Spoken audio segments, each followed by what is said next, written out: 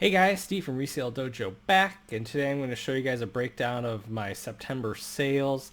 And how I'm breaking this down is a little bit different.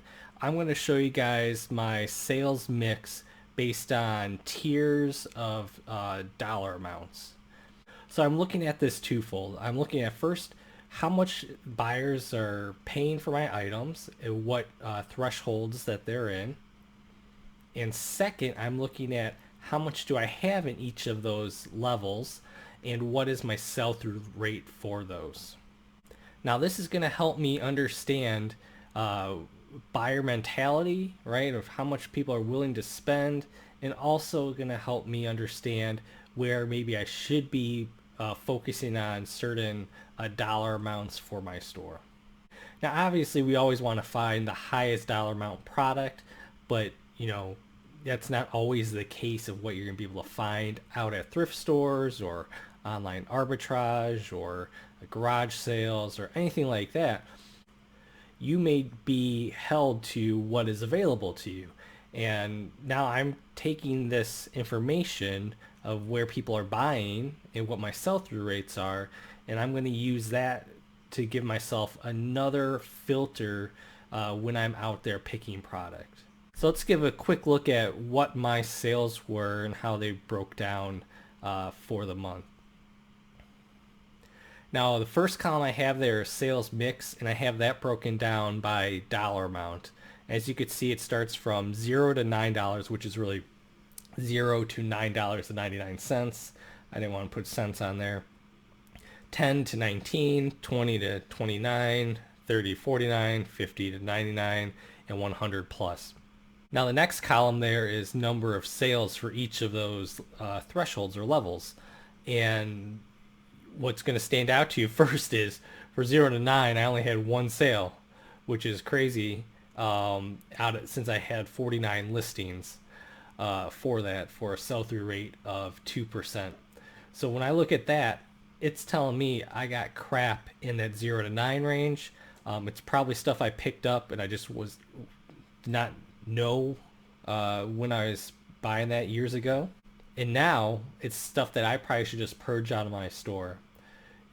Granted, there are a ton of sellers that will sell the $0 to $9 range and make a ton of money because they're going to be churning replenishables day after day after day in that category. But for myself, as a one-off type of a store, it's not really going to be worth the while for me. I've been trying to stay away from anything under $10. Really, from my store, I try to stay away from anything under $13 if I can. And so, as you can see, I don't have that many listings in that category. But what I do have there is just garbage, it looks like, for me. So what I'm going to do for that level is I'm going to go into my store and probably start to bundle those things up. If I have a bunch of games that I'm able to bundle up, I'm going to bundle them up into a lot and sell those off, or just maybe donate them because it's just taking up space in my store, not selling. Now for the 10 to 19.99 range, you can see that is where the majority of my sales are. Half of my sales in my store are coming out of there, and I have a sell-through rate, a monthly sell-through rate of 28.47%. So I'm churning, 28% of my store monthly in that dollar range. So that's bread and butter for myself. That's going to be games and movies mainly that I'm finding in that range, and I'm churning constantly. A lot of times I'm selling multiples of the same item, and I'm just moving that over and over and over. Now you get up into the 20 to 29. I have 28.85% of my sales that are in that range, and I have a 42% sell-through rate. So anything I'm finding in there, I'm moving pretty quickly, which is fantastic. It's showing that the items I'm picking that are higher dollars are more wanted than the items I have in that $10 to $19 range. Probably less of them available. They're probably harder to find movies, harder to find games, the majority in there, some clothing in there as well. But really, I have a very nice sell-through rate. So that looks like an area where I want to play a little bit more in, just for those type of items. Keep an eye out on maybe more BOLO items that I know that are in that category, in that sales mix range, that I want to focus on. So, and really for me, I want to get my ASP up higher. I think my ASP overall is around 25 to $26. If I keep playing in this range, it'll help me bring it up. If I could move my range from that 10 to 19 to 20 and 29, if I could start to shift that up a little bit more, that's going to really help me. As you can see, my sell-through rate is very nice in that range. Next range, 30 to 49, I made this range a little bit wider just because I had less items in there. I had 118 total listings in there. I sold 38 of them last month. It made up 12% of my sales, and I had a sell-through rate of almost a third of all listings in that dollar range sold. These are going to be items that are most likely very rare DVD sets, harder to find games, some electronics that I'm finding, some higher end clothing, or maybe even shoes that I got in there. That's probably what's making up that category or that sales mix for myself. It just shows that what I am picking, I'm picking well, and it's selling and moving quickly. Really, everything that I have, I want to be able to turn it over within 3 months. So that category, I'm doing really well in. The 50 to 99 range, I sold 17 items and only made up 5.75% of my total unit sales. But my sell-through rate is 40%. So those are probably more like video game consoles for myself, Hoka shoes, stuff like that. That's it's going to move pretty quick for me, but a little harder to find. So that's why I don't have many of those type of listings out there, based on the categories I'm going in. But when I do find them, I'm able to churn them pretty quickly. And then the last category I have is $100 plus. See, I don't play very much in that. If I do, it's usually going to be a video game bundle, very rare DVD sets in there, very nice dress shoes that I may find, that type of stuff.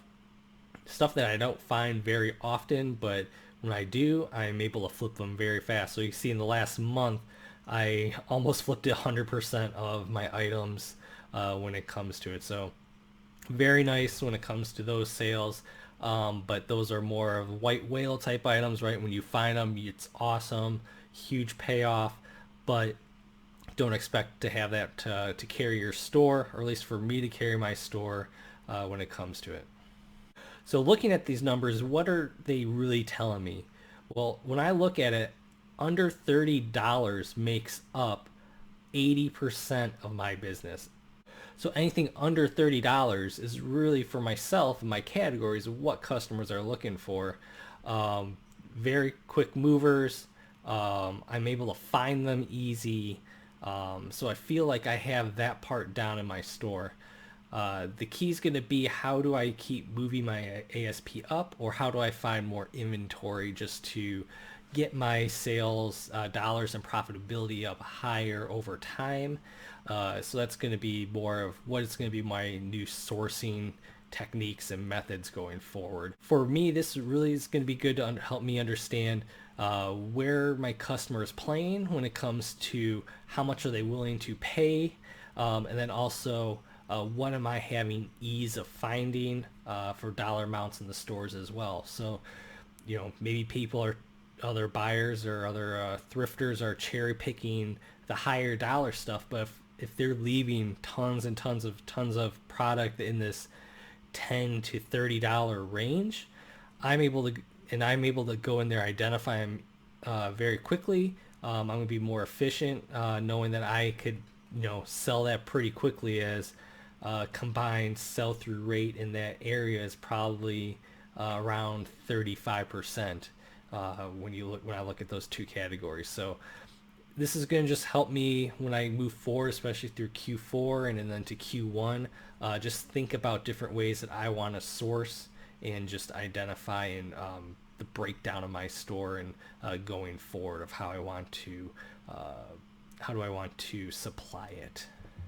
So hopefully this helped you guys. I hope you guys try to do something similar with your store, of looking at where your sales coming from, what dollar amounts people are willing to pay for. When it comes to eBay, I think there's a statistic out there that like 80 or 90% of all sales are like $20 or lower.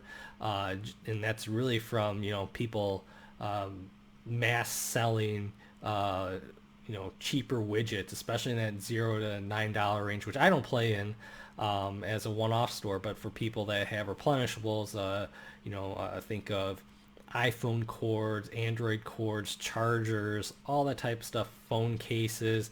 People are playing in those, and that's what buyers are looking for. Stuff that is a lower risk to the buyer. So that's why they're willing to pay less, but pay more often in those dollar ranges. So for myself, it just shows from my store, 80% of my buyers are $30 or less. And if I could just keep building up those categories, I'm going to be churning sales all day long. For the higher dollar amounts, I'm still going to be hunting those, still going to be grabbing those, but just knowing not necessarily they're as easy for me to find, but when I do find them, they still move really fast for myself as well. So the nice thing is my sell-through rate is almost once every 3 months, and it's looking really nice for me right now. So thank you for watching. I hope this helped you. This helped myself just understand what my store looked like, the health of it, where my buyers are playing, and where I am buying product, and just really going to help myself understand how to source in the future. Really encourage everyone to try this themselves. Just go through, look at their numbers at least once a month to get an understanding of just how your store is operating and how your buyers are reacting to your store as well. It just was really an eye-opener of things that I need to keep doing, things that I need to get rid of, such as anything under $10 in my store right now. I need to just purge out of there, or I just need to drop the price super low to get rid of it. All that type of stuff I need to take action on. So if you like this video, leave a thumbs up, subscribe if you haven't before, leave a comment below of if you are going to be doing this for your store as well, and I'll see you guys next time. Bye.